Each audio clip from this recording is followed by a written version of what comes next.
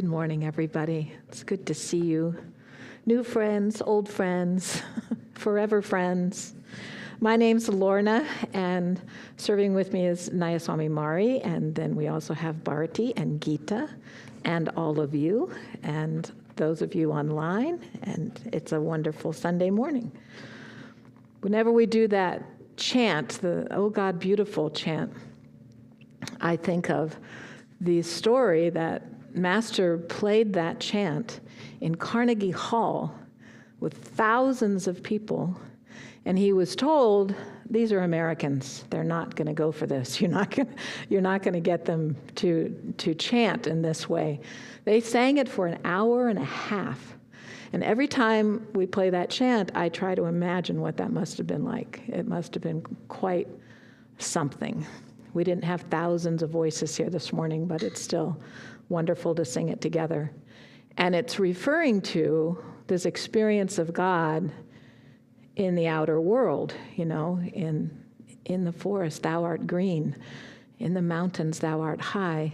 And we can have that experience. We can see God in outward forms in that way. But of course, our eyes are limited. Our human eyes are very limited. I remember when my kids were little, we were at the coast. I have 3 children, and we got excited because we saw whales. We saw whales out in the water.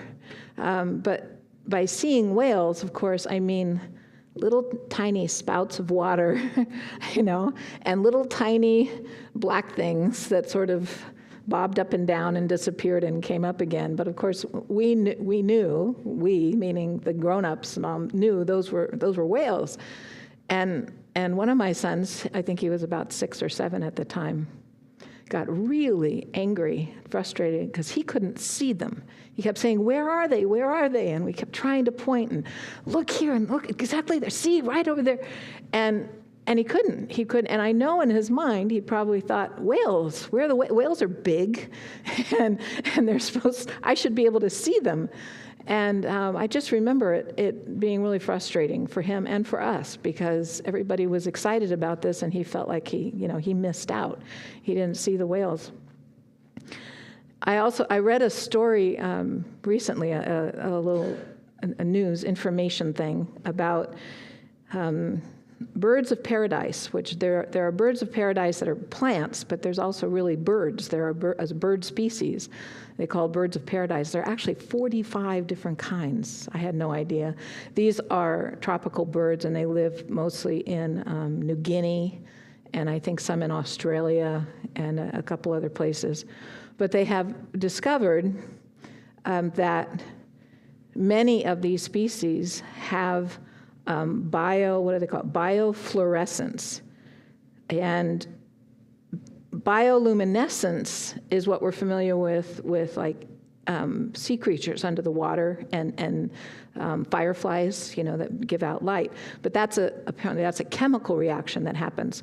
Biofluorescence is a different thing, and it has to do with the wavelength of the light, and that they absorb the wavelength and then they emit the light at a different wavelength. I don't know exactly how it works. And I don't even really understand how they discovered this, but apparently there was somebody who had done some of these studies, and we know that there are different creatures that have this ability that glow, basically, when you put a UV light on them or a blue light on them. And I remember the posters we used to get in the 70s of you put a black light on and it glowed. Well, it's the same thing. These animals glow. And they discovered that the birds of paradise, they glow bright, like neon, green, yellow, really bright. Their feathers and parts of their bodies, like their beak and things, and there's different patterns in the different species. And apparently they went around and they have, there are places that have specimens, not alive specimens, but have specimens of all the different kinds, and they shine the light on them, and sure enough, they glow. We can't see it. We don't know why they glow. They speculate, it must be some communication between the birds or something. But obviously, Divine Mother didn't think we needed to see the fact that they glow.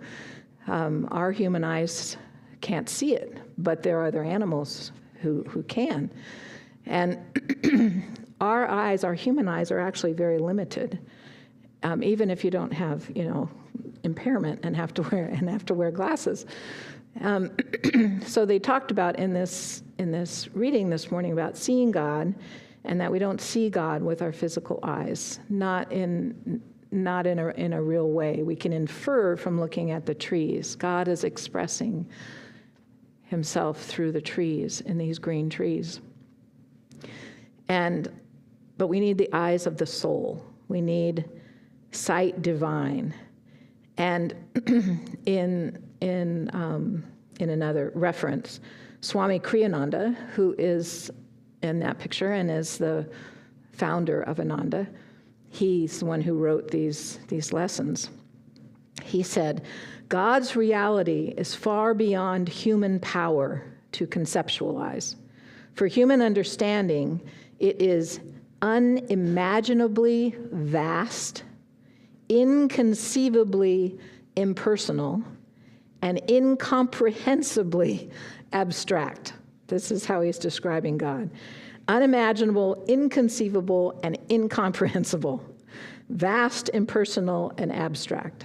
How are we supposed to see that? We can't see it. Not with our human limitations, not with the power of our body or even with our mind. We need sight divine.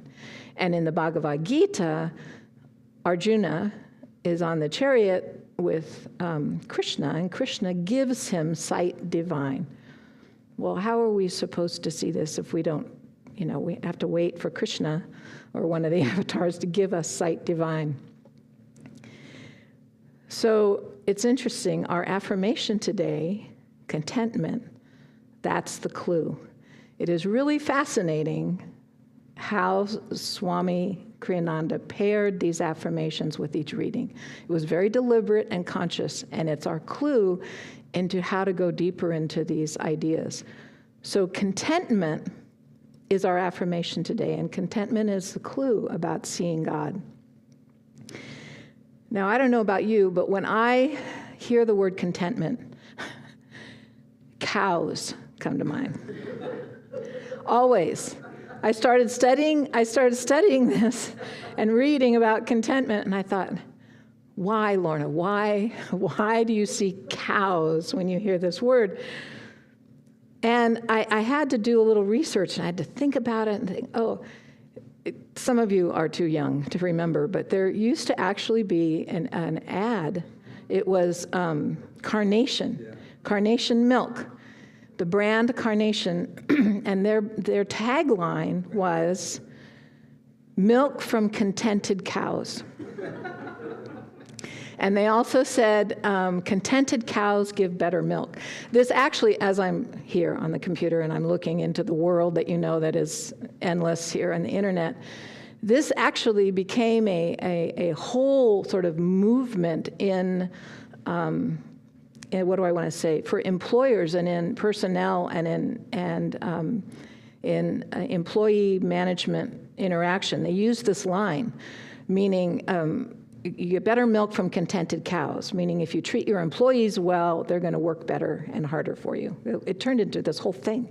But it all started with cows and being contented. And so I think of contentment, and I think of this placid cow chewing its cud and sitting in the pasture, and I think this is not a spiritual image that I have here in my mind.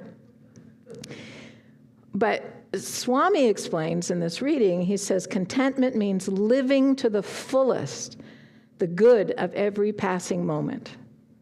That's not a cow. It's not passive. It's not complacent.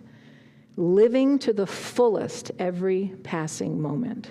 That's contentment. That's what we're striving for. And it means living in the eternal now, behind the moment, living in God, in that reality that's beyond space and time and beyond circumstance of what's going on right now.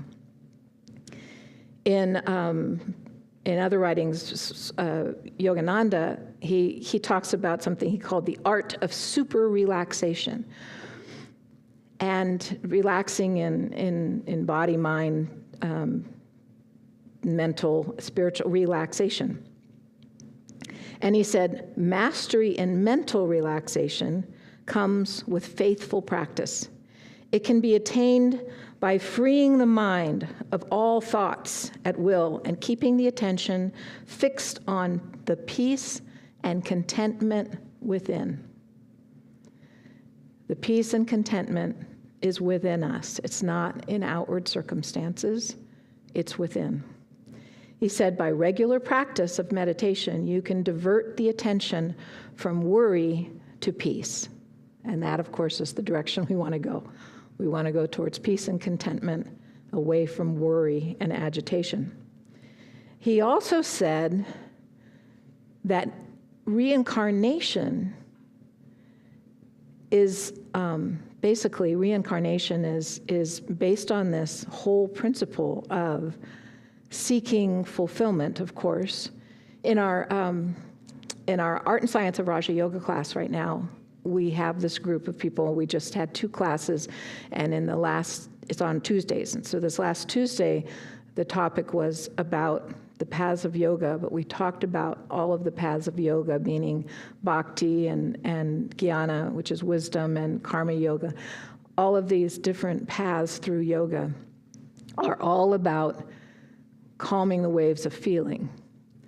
And that's what Yogananda said. He said the lesson of reincarnation is to neutralize the waves of likes and dislikes, of desire and aversion, what we like, what we don't like, by expressing kindness, forgiveness, compassion to all, and by steadfast contentment in the self, the big S self, not our little self, but our highest self. To be steadfast in our contentment is the key to not reincarnating again. If we don't want to keep coming back, what we need to become is content in ourself. So there's no more likes and dislikes. There's no more grasping for something that we want. That's going to result in contentment. So the opposite of contentment, if we're not content, what are we? We are discontented. And when you are in discontent, it means that you have restless aspirations. You can look this up in the dictionary. They actually described discontent as being restlessly unhappy and filled with restless aspirations. Desires is what Yogananda called them, the desires of the heart, which results in being restless because you can't settle down, you can't be still if you are wanting endless desires. This is not right. This is not right. I want this. I'm unhappy with that. These circumstances are difficult. I don't like it. I want it to be different. I will be happy when this happens. I will be happy if I get this. These are the things we all are struggling with. That is being restlessly unhappy. It's the opposite of contentment. I read a line the other day that said, the hardest thing in life to find is happiness. Money is only hard to find because it gets wasted trying to find happiness. So we're just, we're wasting our time and our energy and our effort and our money and our contentment when we are restlessly unhappy. And this, of course, we all are familiar with this. We're all on the spiritual path. We know that this is the battle that we're fighting every day. And there's no way we're going to see God, that we're going to have this experience of God in that divine vision, in that the depth of that understanding of who and what God is, until we get still and quiet and can experience that contentment. And Yogananda, it was fascinating to keep reading about this, because we hear so much about joy and Master describing God as ever new joy, and the joy that we're supposed to find on the spiritual path. I didn't realize until I was doing a lot of this preparation and research about this, of going into contentment, how much Yogananda wrote about contentment and talked about it.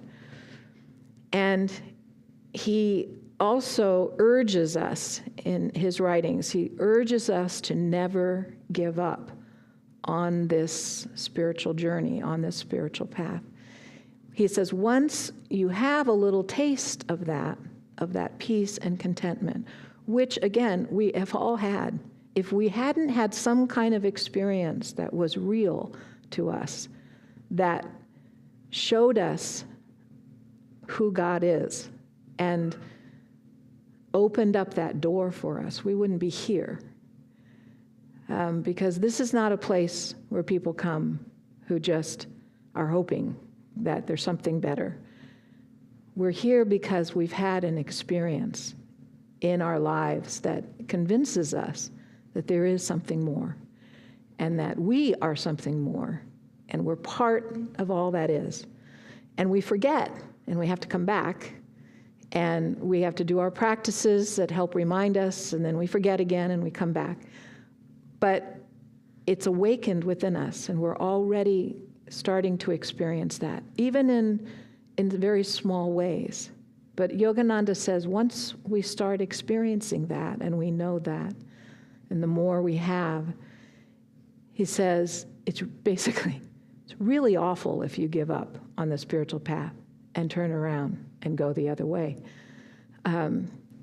He says, once you have some experience of God's peace and contentment, wait a minute, I lost it. The devotee, no matter how many times that we are dislodged, he says, dislodged from the divine state, we should make repeated efforts at concentration to counteract and counterbalance the repeated invasions of the soldiers of restlessness.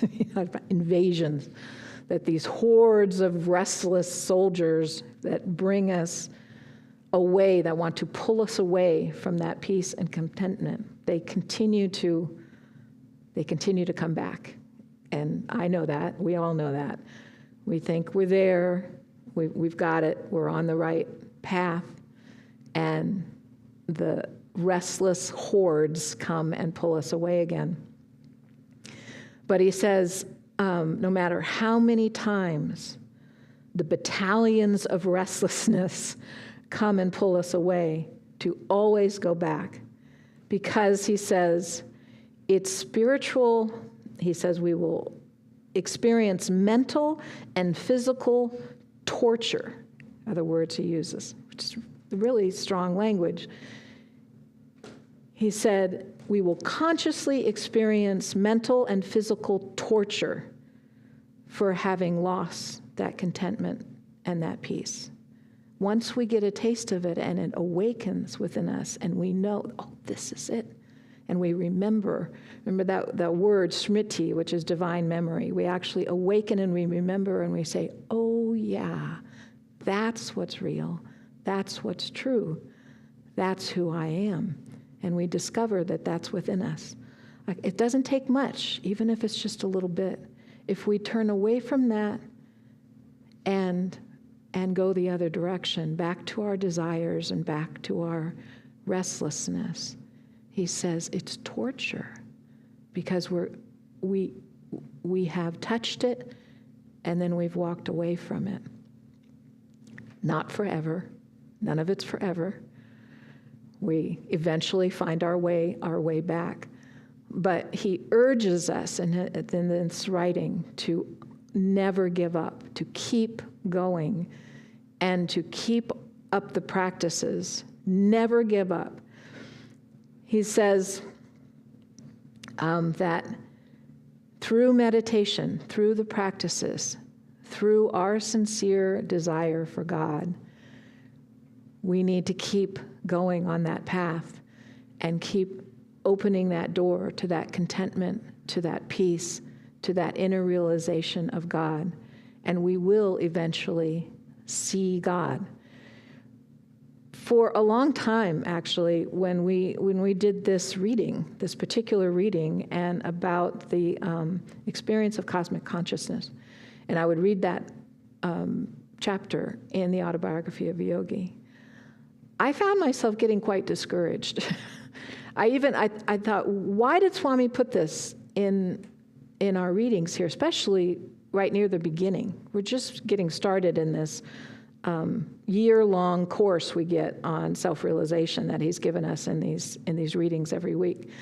And we've talked about the avatara, we've talked about love and light, and now he gives us this. And I really thought, I feel so far away from that. I read that it is beautiful, it is inspiring, that experience in cosmic consciousness, but it seems way out of reach for me.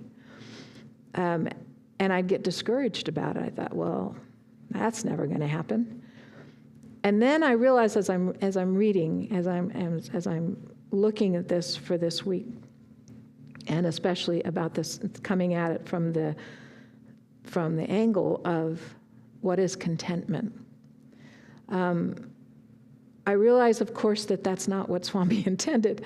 What Swami intended was to encourage us and say, this is an experience that is true and it's universal and it's for every soul. It's our divine birthright to have that experience of God, to see God with everything, with all of our consciousness. And as long as we keep going on the spiritual path, in whatever way that means to you, through our meditation, through our chanting, through our reading, through our divine satsang, our friendships, everything that we do, as long as we don't give up and we keep going in that direction, because we're all going in that direction, as long as we keep going, that experience, that reality is ours. And it takes getting quiet and still and living in the eternal now, being in that, in the goodness of each and every moment that will help us get there. In Metaphysical Meditations, Yogananda says, through the gateway of meditation, I will enter God's temple of peace everlasting. There I will worship him at the altar of ever new contentment. As long as we move with faith and with joy and with the knowledge that that's who and what we really are, and we follow these masters into that temple of peace and ever new contentment, that's how we see God. Instead of a whispers reading this morning, I have a poem from Yogananda that is not in whispers, and it's called Where I Found Thee. And he talks about looking outward, but then that experience that comes from contentment inside. He says, I bow to thee in the silver rays. I drink to thee in the sunbeams. I stand in reverence before thy mountain majesty. I clasp thy image reflected in the lake. In the voice of the echo, I hear thy voice. I embrace thee in the calm caress of the breeze. I bathe in thy bubbling fountain of my bosom. The explosions of my passions have died away, and I hear thy whispers in the pines, and in the gentle swish of the laughing waters of the lake. I listened to thy sermons through the voice of my reason. I beheld thee plowing the soil of my soul with trial and sowing the seeds of thy wisdom therein. Every day I watered the seeds sown by thee, but it was only when the sunshine of thy mercy came that those seeds sprouted, grew, and yielded the harvest of contentment. Suddenly, the waters, nature's green carpets, the blue vastness overhead, the opaque stones, and my body became transformed into a vast mirror by the magic touch of my silence. And I saw myself reflected in everything. And when, in concentration, I looked at myself, I became transparent. And in my transparency, I could not find me, but only thee. Only thee. Om. Amen. We have another song.